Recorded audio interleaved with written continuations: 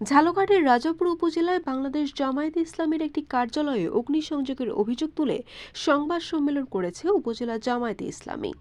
মঙ্গলবার সকালে উপজেলা জামায়াত কার্যালয়ে আয়োজিত সংবাদ সম্মেলনে এই অভিযোগ করেন উপজেলা জামায়াতের আমির মাস্টার কবির হোসেন। তিনি বক্তব্যে উল্লেখ করেন, ত্রয়োদশ জাতীয় সংসদ নির্বাচনের তফসিল ঘোষণার পর থেকে অদ্যাবধি আমাদের নির্বাচনী প্রচারণা শান্তিপূর্ণভাবে সম্পন্ন করার চেষ্টা করেছি।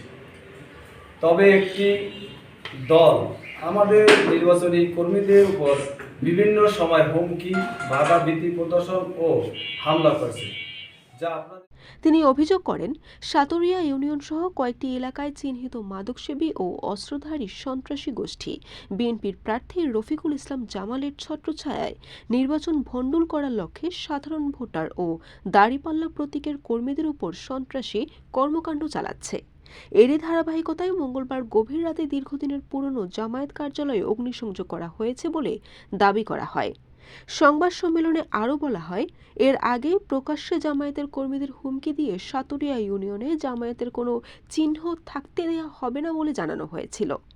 কার্যালয়ে আগুন দেওয়ার ঘটনায় ওই সন্ত্রাসী গোষ্ঠীর সরাসরি সম্পৃক্ততা রয়েছে বলেও অভিযোগ করেন নেতারা। ঘটনার পর জামায়াতের স্থানীয় নেতাকর্মীরা বিষয়টি প্রশাসনকে অবহিত করলে আইনশৃঙ্খলা রক্ষাকারী বাহিনীর সদস্যরা ঘটনাস্থল পরিদর্শন করেন। তবে এই ঘটনায় এখন পর্যন্ত কাউকে আটক বা শনাক্ত করা যায়নি।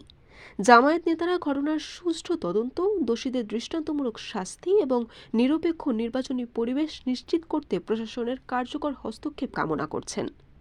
অভিযোগ অস্বীকার করে রাজাপুর উপজেলা বিএনপি সভাপতি অ্যাডভোকেট আবুল কালাম আজাদ বলেন, জামায়াতের লোকেরা নিজেরাই আগুন দিয়ে বিএনপির উপর দায় চাপানোর চেষ্টা করছে। বিএনপি একটি বড় রাজনৈতিক দল, এ ধরনের কাজে জড়িত থাকার প্রশ্নই আসে না। এ বিষয়ে রাজাপুর থানার ভারপ্রাপ্ত কর্মকর্তা মোহাম্মদ নজরুল ইসলাম বলেন, ঘটনাস্থল পরিদর্শন করা হয়েছে, তদন্ত সাপেক্ষে ঘটনার প্রকৃত কারণ জানা যাবে। বরিশাল নিউজ।